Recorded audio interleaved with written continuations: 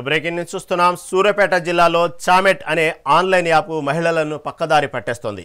Easy money కోసం కొందరు మహిళలు గుర్తు తెలియని వ్యక్తులతో చాటింగ్, న్యూడ్ వీడియో కాల్స్కు పాల్పడుతున్నారు.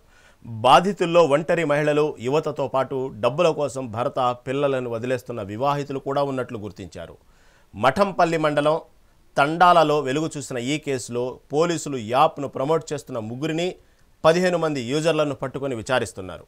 జిల్లాలో సుమారు 200 మంది యూజర్లు ఉన్నట్టు సమాచారం. సఖీ కేంద్రం ఆధ్వర్యంలో మహిళలకు కౌన్సిలింగ్ ఇస్తున్నారు.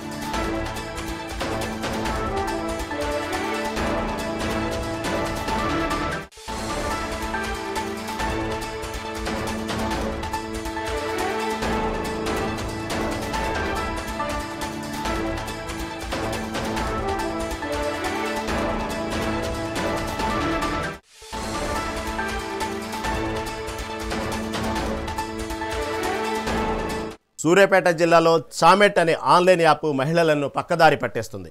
ఈజీ మనీ కోసం కొందరు మహిళలు గుర్తు తెలియని వ్యక్తులతో చాటింగు, న్యూడ్ వీడియో కాల్స్కు పాల్పడుతున్నారు. బాధితుల్లో ఒంటరి మహిళలు, యువతతో పాటు డబ్బుల కోసం భర్త, పిల్లలను వదిలేస్తున్న వివాహితులు కూడా ఉన్నట్టు గుర్తించారు. మఠంపల్లి మండలం తండాలలో వెలుగు చూసిన ఈ కేసులో పోలీసులు యాప్ను ప్రమోట్ చేస్తున్న ముగ్గురిని 15 మంది యూజర్లను పట్టుకొని విచారిస్తున్నారు. జిల్లాలో సుమారు 200 మంది యూజర్లు ఉన్నట్టు సమాచారం. సఖీ కేంద్రం ఆధ్వర్యంలో మహిళలకు కౌన్సిలింగ్ ఇస్తున్నారు. దీని గురించి మరింత సమాచారం మా ప్రతినిధి వెంకటరెడ్డి అందిస్తారు.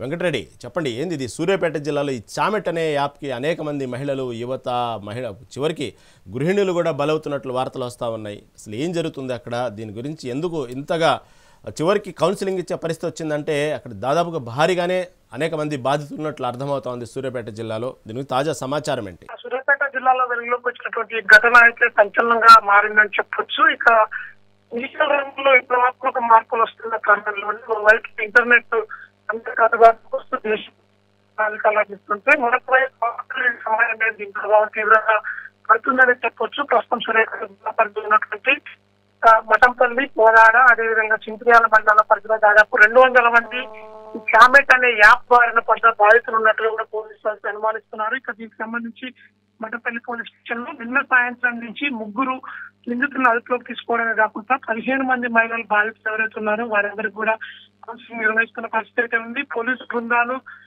సమీపంలోని తండాలలో ఎవరైతే ఈ బారిన పడ్డారో వాళ్ళందరినీ కూడా టెస్ట్ చేసే పనిలో ఉన్నారని చెప్పొచ్చు. సైబర్ నిపుణుల హెచ్చరిక మేరకు ఇక బిట్కాయిన్ రూపంలో కూడా ఈ క్రైమ్ జరుగుతున్నట్లు అయితే పోలీసులు ప్రాథమికంగా ఒక అంచనాకైతే వచ్చారు. మొదటిగా కొంతమంది మహిళలను ఒక యాప్ లోకి ఇన్వాల్వ్ చేసినటువంటి ముఖ్య సభ్యులంతా కూడా తర్వాత న్యూడ్ వీడియోలు తీస్తే ఎక్కువ డబ్బులు వస్తాయంటూ న్యూడ్ కాల్స్ మాట్లాడాలంటూ కూడా ఒత్తిడి చేసినట్టుగా తెలుస్తోంది.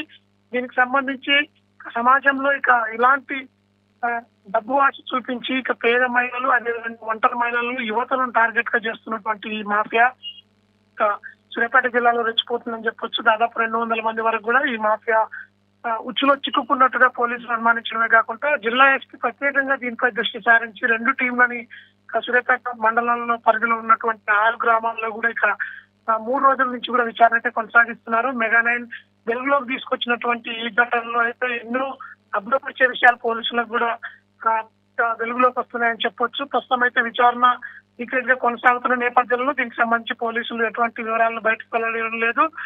దీనికి సంబంధించి గ్రామస్తులతో పాటు స్థానికంగా ఉన్న పొలిటికల్ లీడర్లు కూడా ఎవరు తమ గ్రామాల పేర్లు బయటకు రావద్దు, ఆ గ్రామాల మహిళల పేర్లు బయటకు రావద్దు అంటూ వేడుకుంటున్న పరిస్థితి అయితే ఉంది. పోలీసులు ఈ కేసుని ఓవైపుకు దేశ భద్రతకు ముప్పు వాటిల్లే దిశగా డిజిటల్ ట్రాప్ అని చెప్పుకుంటూ కూడా బాధ్యత మహిళలు ఆందోళనకరమైన విషయంగా పోలీసులు అయితే భావిస్తున్నారు. ఈ నేపథ్యంలో